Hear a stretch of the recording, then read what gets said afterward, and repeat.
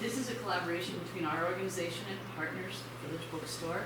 And so Elizabeth is going to do the formal introduction of our wonderful speaker. But I just want to say that Partners has been a great partner to us, our organization. They've done lots of things with and for us, including selling all of our calendars. And so we really, really appreciate them and want you to spend lots of money at Partners. And again, thank you all for coming tonight. It's great to see everybody. Take it away, Elizabeth. Well, I can say that the Watershed community are our favorite collaborators and customers, so thank you all so much. I just want to say hello to everyone, and speaking on behalf of Deborah and myself, we are so thrilled to host Madeline Ostrander this evening. Deborah, Madeline, and I have been in conversation for a year, and how fortunate are we that Madeline is the Knight Science Journalism Fellow just up the road at MIT, and so we may host her in person. Yay. Madeline's book, At Home on an Unruly Planet, is one of Kirkus Review's 100 Best Nonfiction Books of the Year, and is a 2023 Nautilus Book Award Gold winner in the category of Ecology and Environment.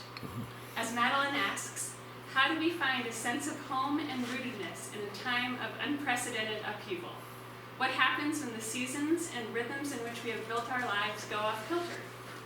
In At Home on an Unruly Planet, Madeline reflects on the climate crisis, not as an abstract scientific or political problem, but as a palpable force that is now affecting all of us at home. She offers vivid accounts of people fighting to protect the places that they love from increasingly dangerous circumstances. A firefighter works to rebuild her town after catastrophic western wildfires. A Florida conservationist strives to protect one of North America's most historic cities from rising seas. An urban farmer struggles to transform a California city plagued by fossil fuel disasters, and an Alaskan community heads for higher ground as its land erodes. Ostrander pairs deeply reported stories of hard-won optimism with lyrical essays on the strengths we need in an era of crisis. This book is required reading for anyone who wants to make a home in the 21st century. Madeline Ostrander is a science journalist and writer whose work has appeared in TheNewYorker.com, The Nation, Sierra Magazine, Slate, and numerous other outlets. She's the former senior editor of Yes Magazine and holds a master's degree in environmental science from the University of Wisconsin-Madison. And she lives in Seattle with her husband. Please welcome Madeline Ostrander. Well, thanks everyone, and thanks for hosting me, and thanks for coming here. We have kind of an intimate little group, so I think we can have a relatively informal conversation. But I'll tell you about the book and some of the stories that are in it and how I came to it, and then maybe we can just have some questions or have some conversation about how we talk about climate change and what we do about it. So there's the book. So I started working on climate change like about 15 years ago, and this was one of the first things that I worked on. I was an editor at Yes Magazine, and we put together an issue on what do we do about climate change, and there's Bill McKibben, who probably many of you know of. He's out here in this region.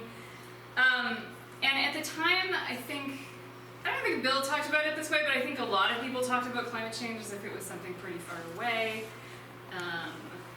Maybe people thought about it as a thing of melting ice far away, or of Al Gore and his hockey stick graphs. This is a tourist on a Greenland glacier.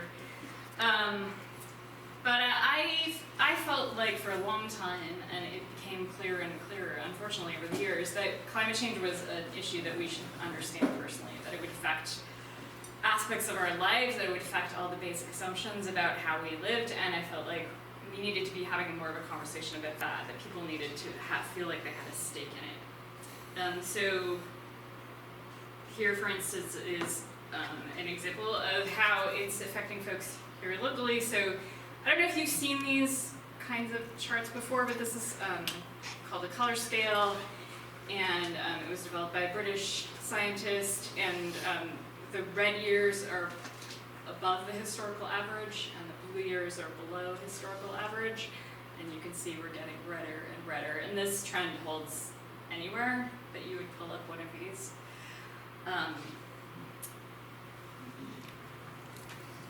And then I just tried to pull up some.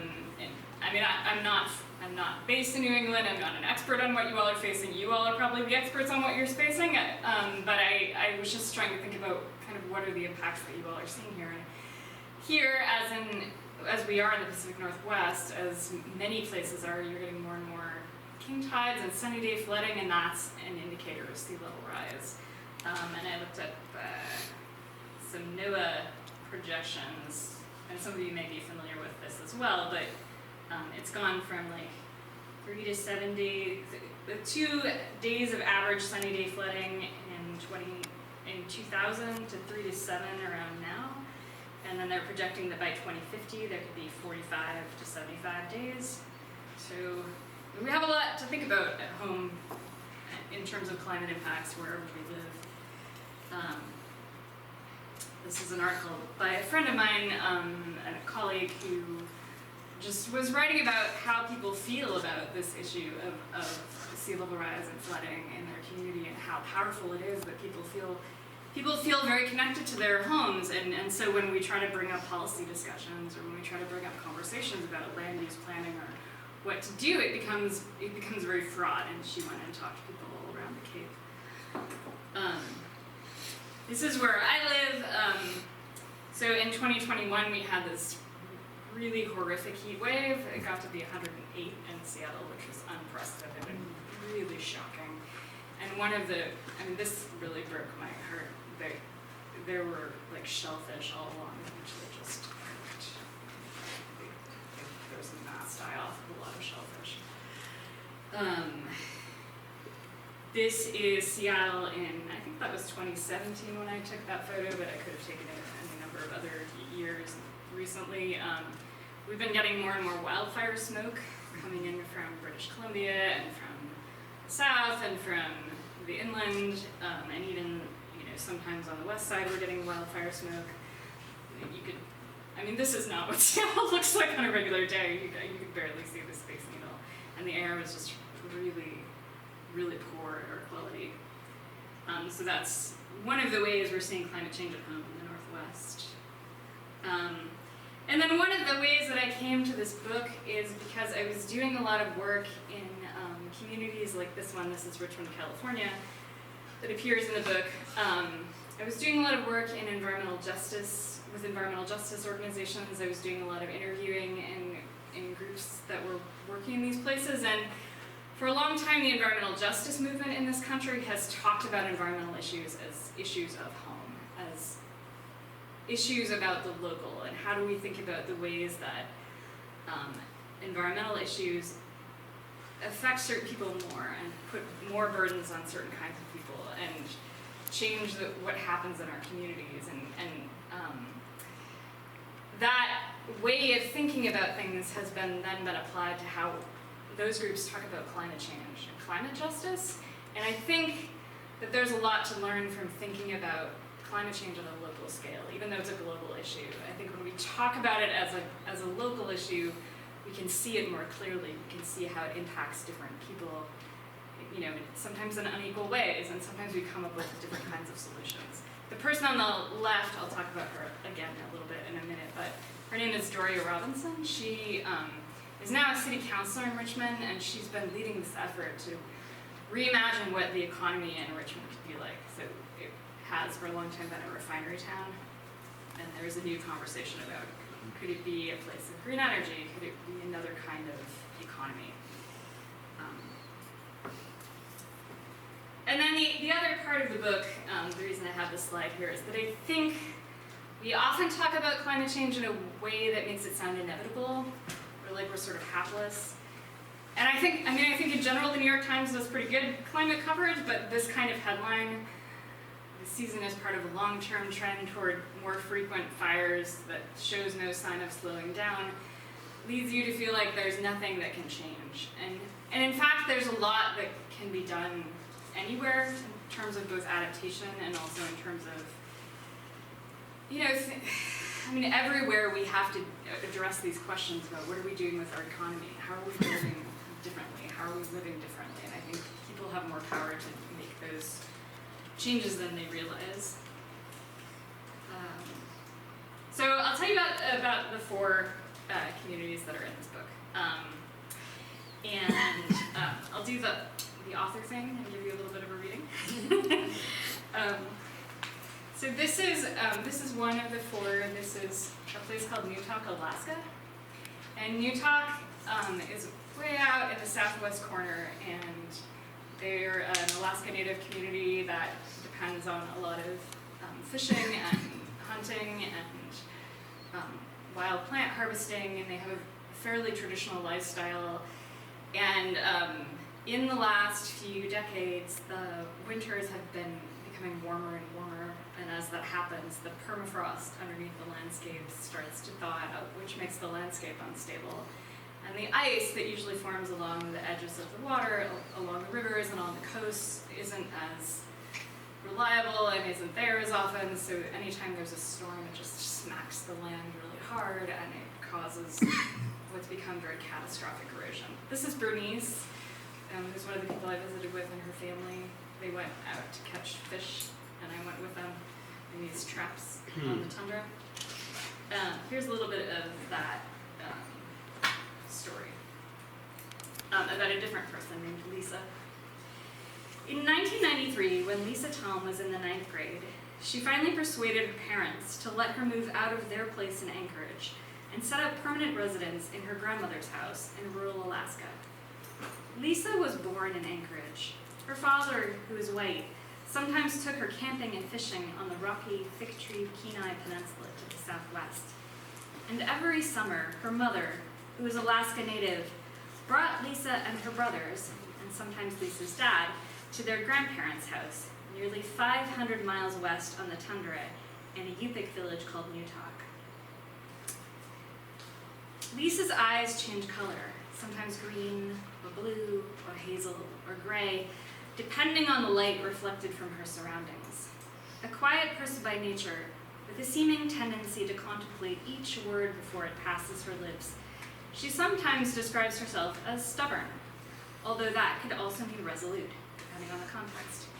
She begged her parents again and again to let her move to Newtok, and one day they relented. So she moves there in 1993, and then she realizes there's this other thing happening in the background. A threat stood just on the horizon. To the south lay the Ninglik River, a powerful, sinuous arm of water with its fingers touching the Bering Sea. And it had always been a ravenous creature.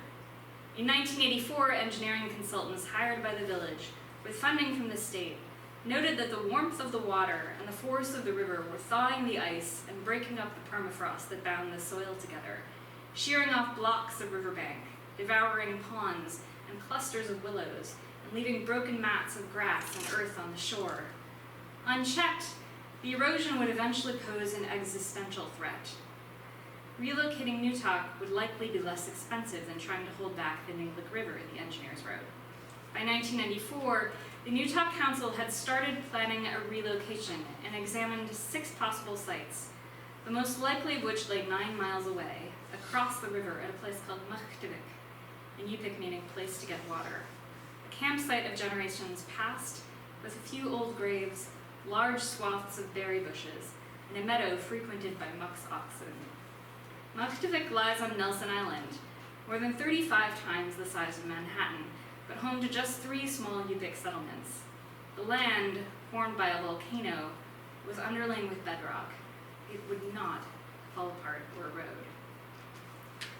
And then I have a little bit of a description of the village, but this section ends with some sort of bigger reflections on how Newtok is connected to other stories. So I say, but no one in Newtok imagined that the actual move would take up the next 25 years of their lives. In that time, a warming climate, the loss of winter, and the disappearance of ice would make the problem much worse, much more rapid than anyone imagined. And Newtok would become a harbinger of the dislocation thousands of others would experience, all across the north, all around the world.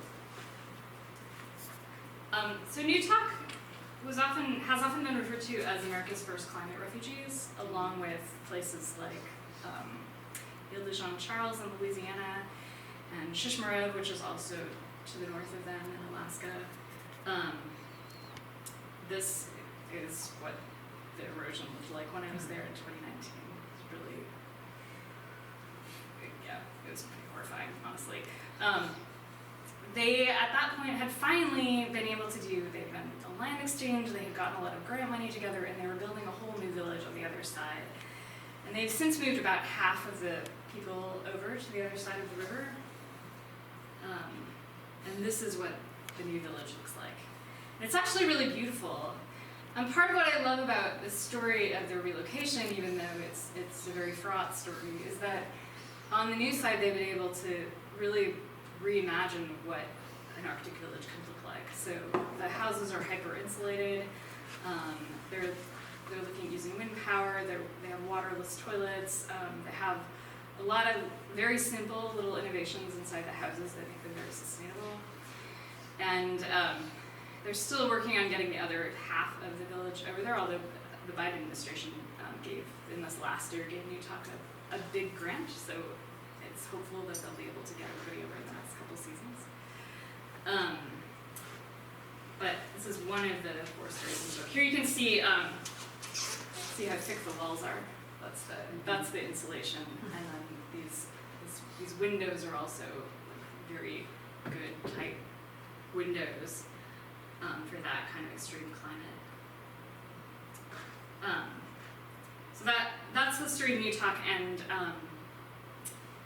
they were hit by a typhoon last fall, so there was even more erosion there. So they're in a very serious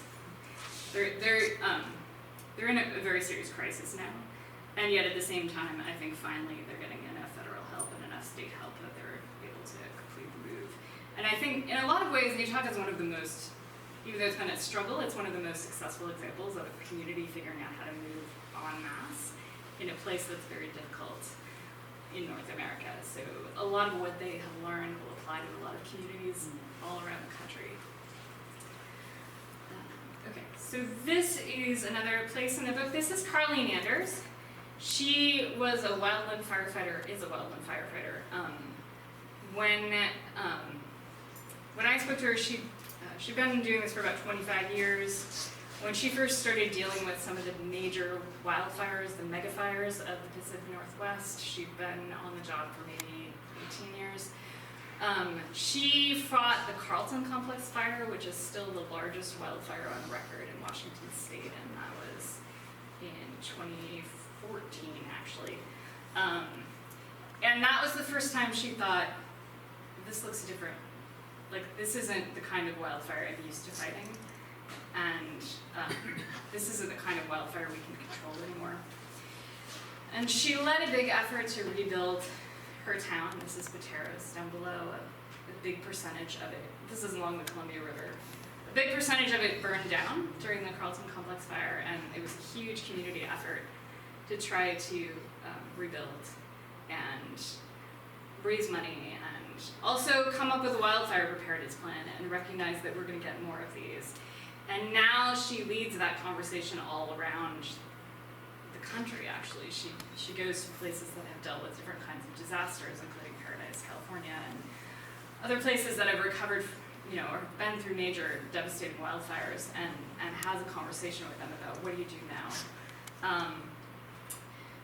So I think in terms of the way that I chose to tell the stories in the book, there are 4. And each one carries you through a community that has dealt with crisis. And in the second half of the book, each community finds its way through, its way out, and finds new kinds of solutions.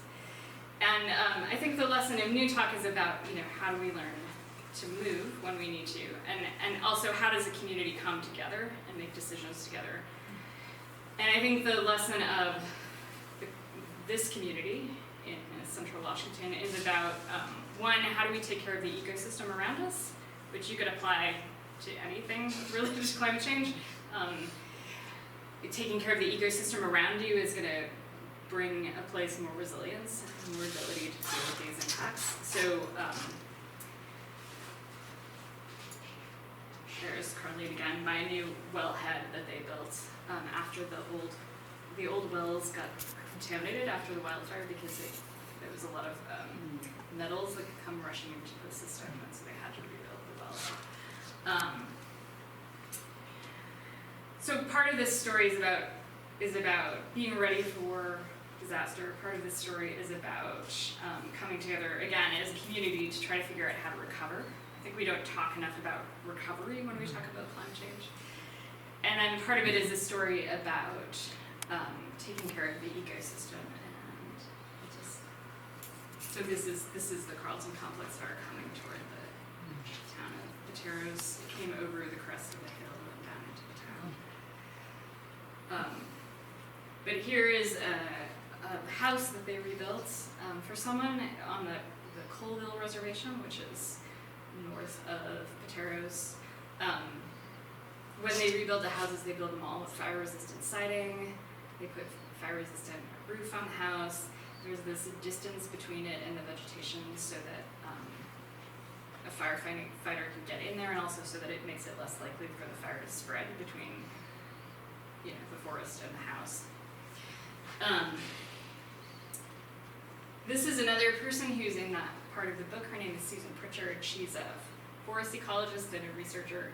And she also lived through these wildfires and experienced them directly herself. And she's been doing all this study about how if you bring prescribed fire, which is the practice of lighting these low ground fires in a forest, it's something that indigenous people did. If you do a lot of prescribed fire, and if you let some amount of wildfire burn during the less risky season, like in the spring, you can significantly reduce the risk of these bigger fires happening, and you can make the forest healthier and have more habitat for lots of kinds of animals and wildlife. And she says that in fact, there's still a lot of resilience in the forest systems in North America, and if we were to do much more of this on a larger scale, places would be in a lot better shape to be able to deal with these fires. But unfortunately, we're not yet investing the resources into doing that as a country, as communities. So, okay, this is story number 3. I'm sorry, I feel like I'm flying through these, but this is St. Augustine, Florida. So I wrote about St. Augustine because it's a place of history, and a place where people are trying to figure out how to protect history. I went there in 2019 when they had a big conference called Keeping History Above Water, which I think has also organized an event out here in Nantucket as well.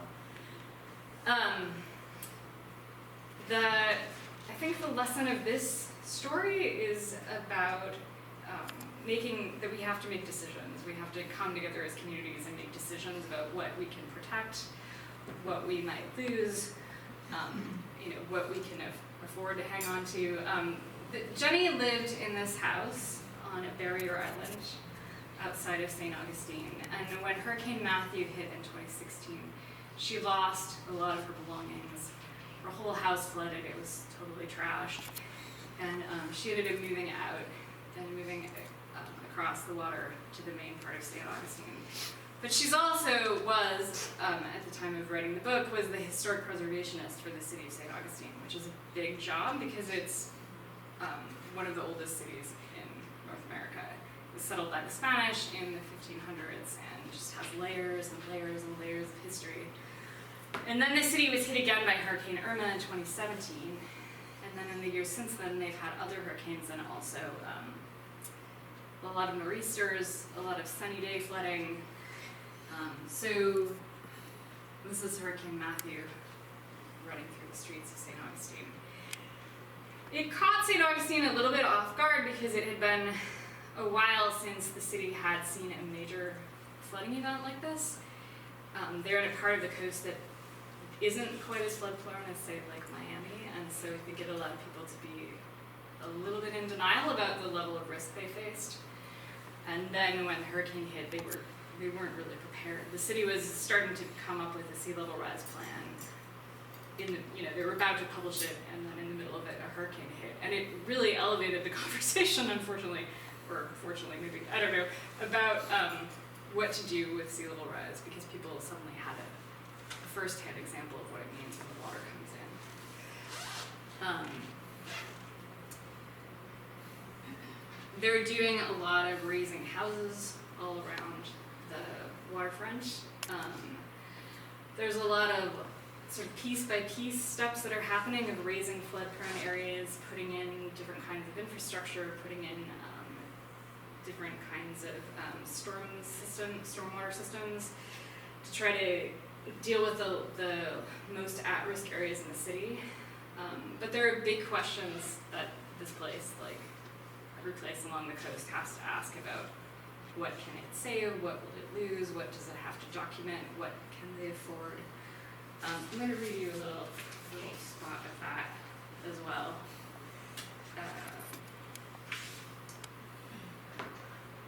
This is September 2020, so 3 years after Hurricane Irma hit the town.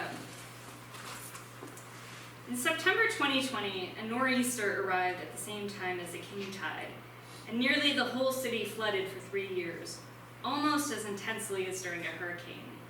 Fierce winds blew water over the seawall at the waterfront.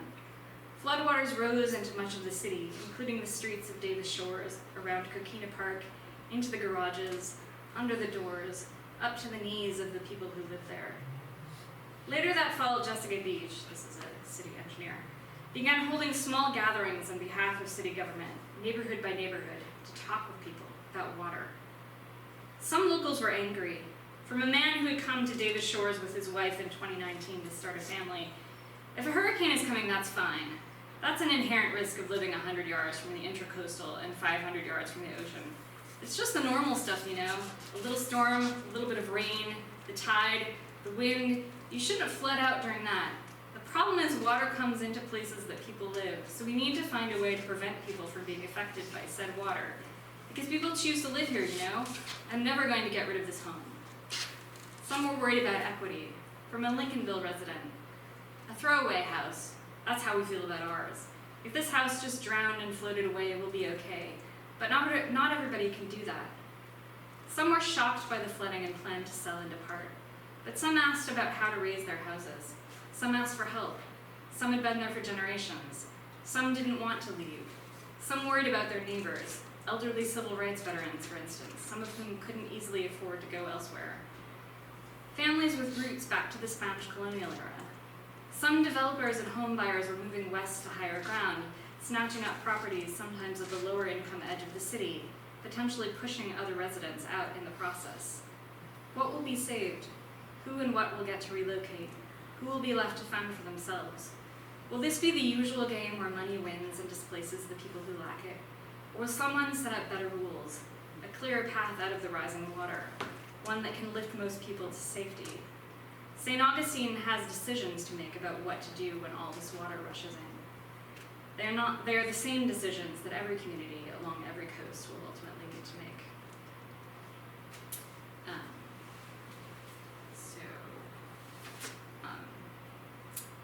Here's a couple other images. This is Fort Mose, which is an archaeological site, which is the site of the oldest free black community in North America under Spanish colonial rule.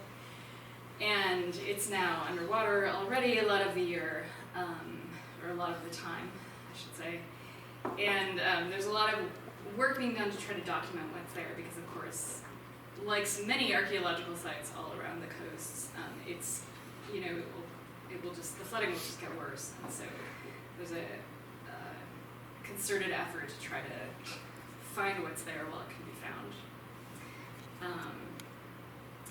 And this is the Castillo de San Marcos, which is the Spanish fort, which of course is one of the places that couldn't possibly be relocated if that's what people decided to do in St. Augustine. And so there's also a big conversation among historic preservationists about these kinds of questions. What do we do with a place that has to stay put and is at risk from flooding?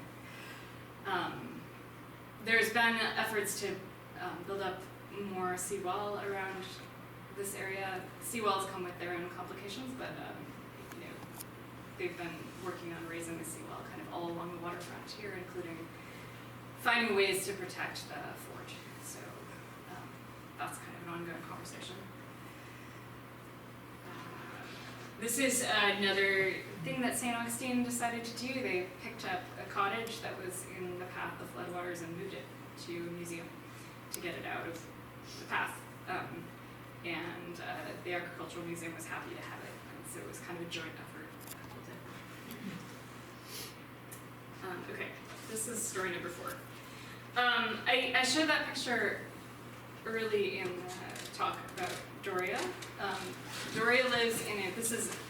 The 4th story is quite different in some ways from the other 3 in that it's a story about a community that is facing some direct impacts of climate change, but its most direct impact is from a fossil fuel facility. And of course, fossil fuels are the major contributor to climate change. And so all of these questions start to overlap in this place about what kind of future do we want to see here. So on the left, that was a major refinery fire that they had in 2012 in the community, and it sent this huge plume of smoke over the entire Bay Area and sent 15,000 people going to local health clinics. And on the right is a picture of the wildfire smoke that came in 2020 and hung over some of the urban farms that they've been trying to set up in this city and on the outskirts of the city.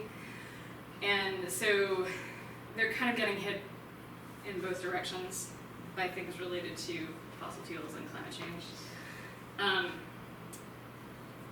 Doria, starting about, 15 years ago, started this organization that began building these little urban farms and gardens all around Richmond. And it sounded, in a way, like this sort of quixotic thing, especially in an old industrial town. They did bring in fresh soil, so the soil is all good. But, it was sort of an unusual thing to say that you were going to do. But it created a whole group of young people who began working on the farms and began to get involved in local politics, and it became part of this much larger conversation about what would we like to imagine here, what kind of home would we like to have here, what's possible, what kind of economy could we create. Richmond has had a lot of economic hardship. They've had issues in the 80s. They had a really hard time with the crack cocaine epidemic. So the gardens became a way of just re-envisioning home and re-envisioning their community. And as people became more aware of climate change, it became a way of asking, what can we do here? How can we create a different kind of economy here that isn't so reliant on fossil fuels, especially in a town that's historically been dependent on this 120-year-old oil refinery. So one of the stories that I tell in the book is about how they got a hold of this parcel of land at the edge of town, and they did this huge soil reclamation project on it.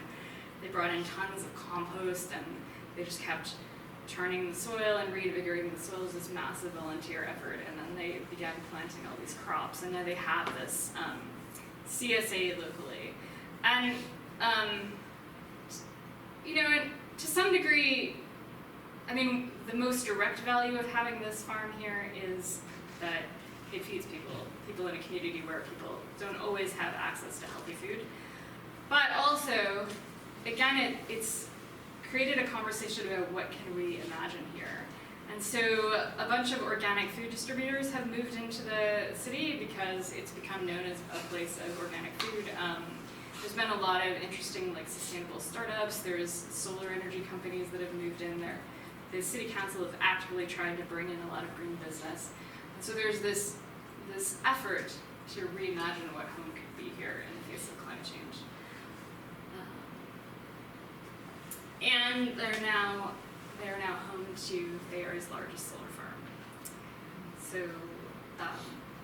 I think the lesson of this story, of this community, the story chronicles the community's journey through this really horrifying industrial fire, and out the other end is just about the power of reimagining. I think that when we think about climate change, we think about it as this huge global overwhelming crisis that we don't have the power to do much about. But I think that when you look at a community like Richmond, you see that we all are part of these systems. We are all part of energy decisions. We are all part of creating an economy together, and we also can come together as community and make a decision about what the future can look like, what we can imagine there.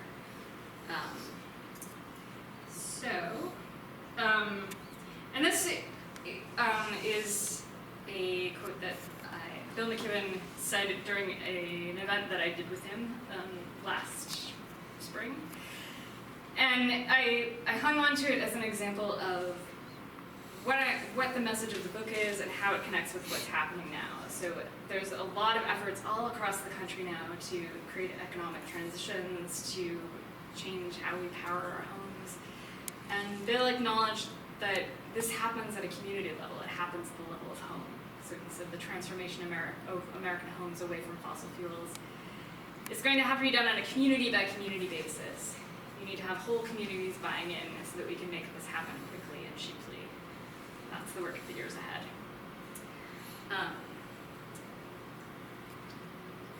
So I think I spun through these really quickly, and I hope I gave you enough of kind of the overall message of the book, which is that climate change is affecting us at home, and we have the power to make decisions at home that can make us both more resilient and can also create a different kind of future for ourselves. And that's really what the book is trying to communicate, and it's trying to get people to wrestle with it at that personal level, but also to remember that we have power in community. So that's basically the talk.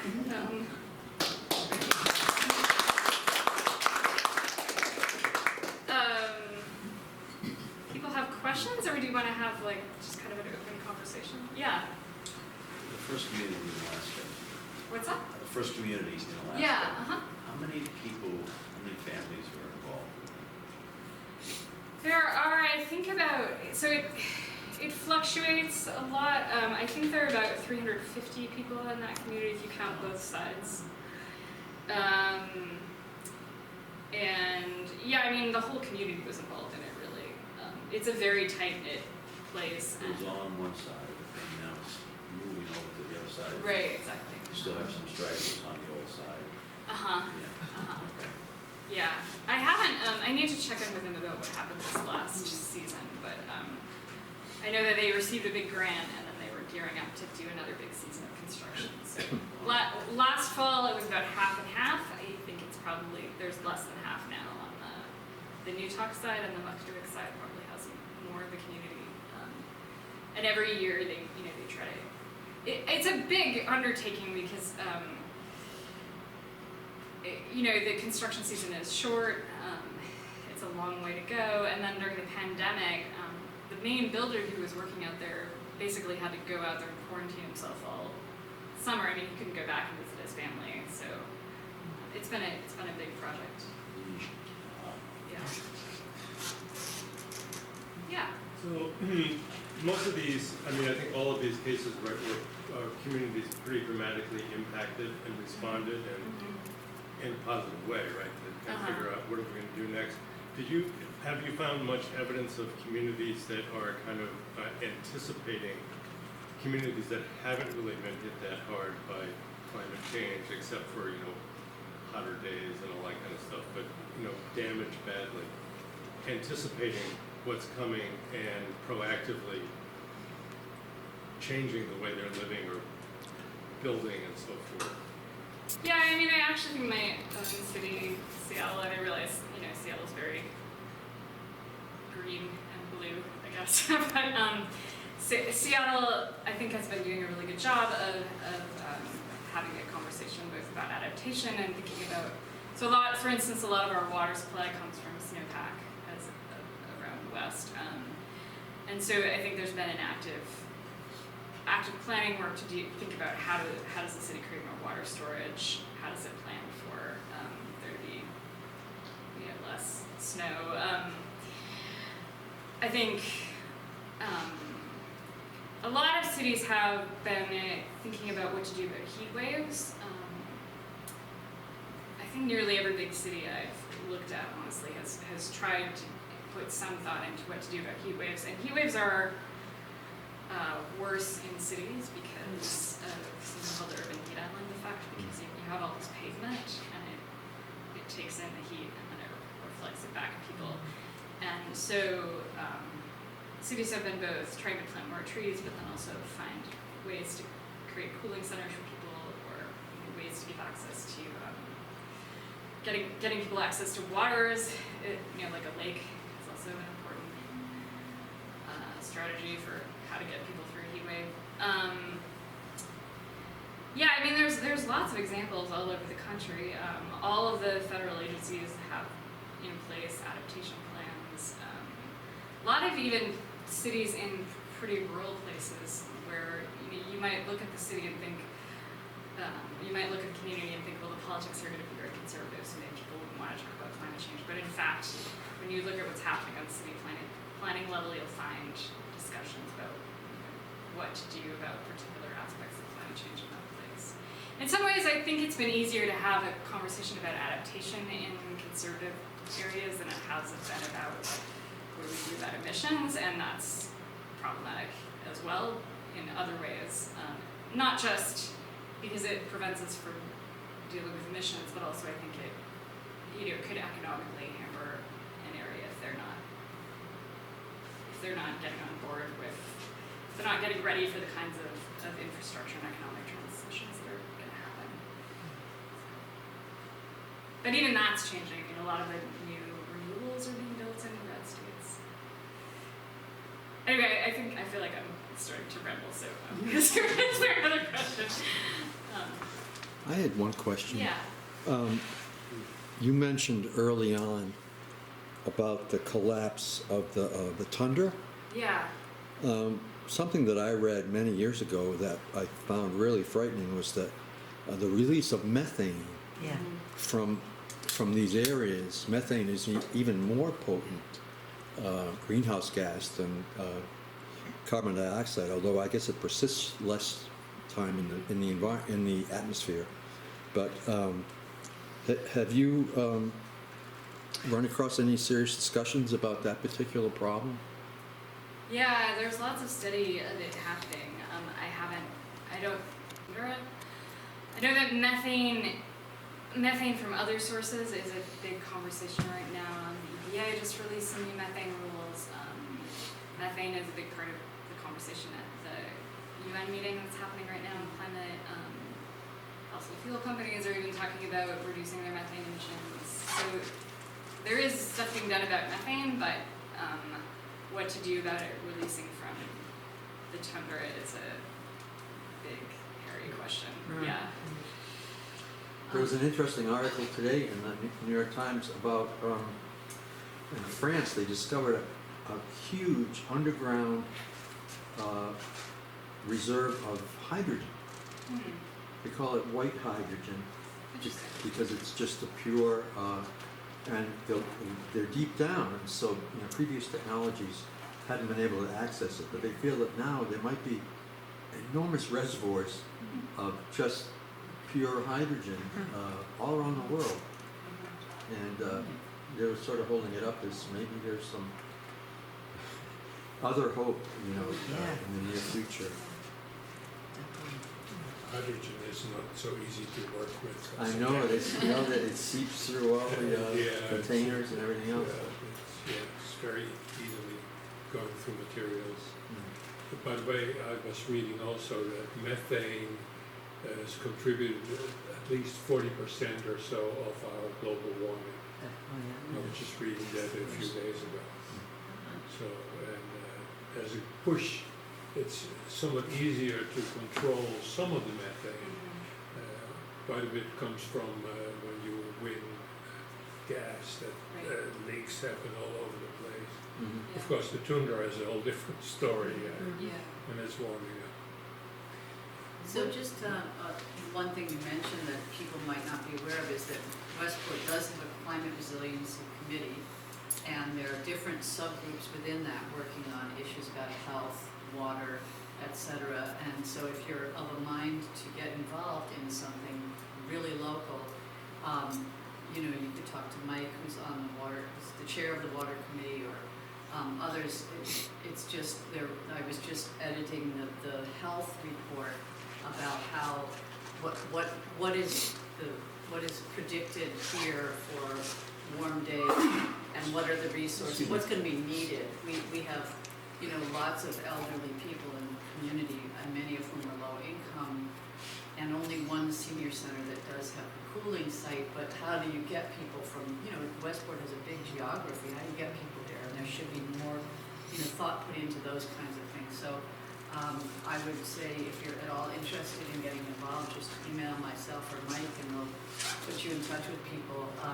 Because we also have, I mean, so many of these issues, we have historic homes that are at risk for flood damage, you know, in areas right next to the river. We have salt marshes that are degrading that we're looking at and that we're very concerned about. And as those get decayed, then we're having more storm surges and more water impacts because we're losing our good healthy buffers. So many of these issues that are in different ways we have here locally. We just had such a high tide recently that part of our pollinator garden flooded, it went right across the parking area, and you know, so we're seeing things, you know, that we should be all thinking about and being concerned about. But I do think the theme of communities having to make decisions together and how does that happen, that's really important because, you know, we tend to think of our homes as our own personal, you know, place of refuge, but we all are going to be impacted in one way or another, and some of the decisions that we make as individuals will impact other people in the community, so we should be thinking about that too.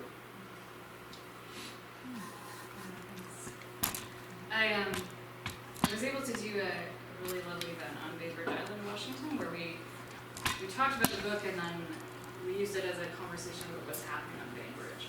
There are all these like sort of breakout sessions. Everybody had a story, and I bet we could even do it now. But like I you know, I bet if we ran around the room or if we talked to people in the area, everyone would have a story about something they're seeing because that's where we all are now. We're all experiencing these impacts, and I think the trouble is we don't necessarily get together and have that conversation. And I think you're right. I mean, I think we have such unfortunately we default to individualistic ways of thinking about things. And one of the things I try to think about in the book is what does it mean?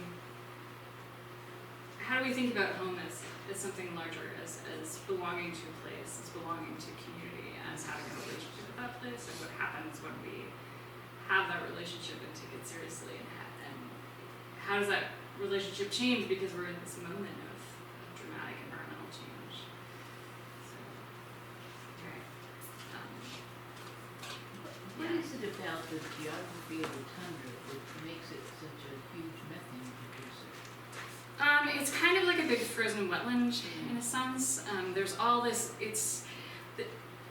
Tundra permafrost is basically like all of this frozen organic matter, all of this like it's like frozen dirt that's like full of organic matter and decayed stuff, and like I did a story for Dark Magazine where I went to this permafrost tunnel. It's a research center in Fairbanks, and when you go in, I mean there's like leaves and stuff frozen into the wall that are thousands of years old. It's wild, and like animal bones and roots and stuff, and when you heat all of that up, it starts to decay, and so that's what's releasing the methane. Yeah.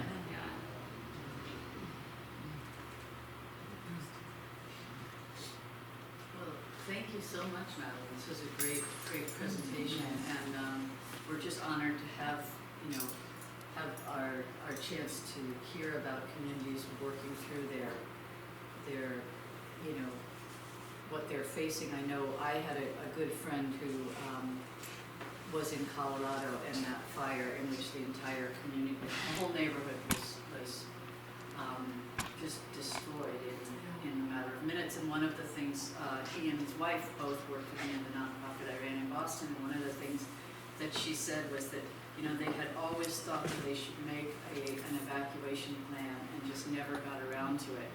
And sure enough, they lost everything and didn't have their bags to go or ready or anything. And it was very traumatic for their children in that community. So it's also something that we should be thinking about. Well, what are my emergency plans? You know, what would I do if? Because you know, it's hard to make those decisions in the moment. So. one of the encouraging things I saw in St. Augustine, or that people, talking to me about, was that after, so Matthew was the worst, partly because they were unprepared, but when Hurricane Irma hit, they had practice isn't the right word, but I mean, they've been through it before, so they were better able to prepare for the hurricane and know what to do with, how to protect their houses, how to, I mean, everybody evacuated those times, but I mean, they were better able to know what to do to protect their properties, and more people had done things in the interim to try to make their houses more flood resistant, and that's continued. So every time there's another flood, people are a little bit, particularly the city with its its communication plans, its ability to help people respond. They're better able to deal with it, and so it really just, I think, requires a conversation about it. And I think the other thing that I try to emphasize in the book is just that there's no, I mean, we can't really respond to these things as individuals. There's so much emphasis on, when we talk about climate change, on things like carbon footprints, or are you eating a hamburger or veggie burger, whatever. To me, those aren't the powerful decisions. There's so much about how we respond to this that has to happen as communities, especially when we're dealing with things like flooding. And so creating ways to just even have conversations, including this organization, and like this room that we have right now, I think is really important. So thank you all for being here.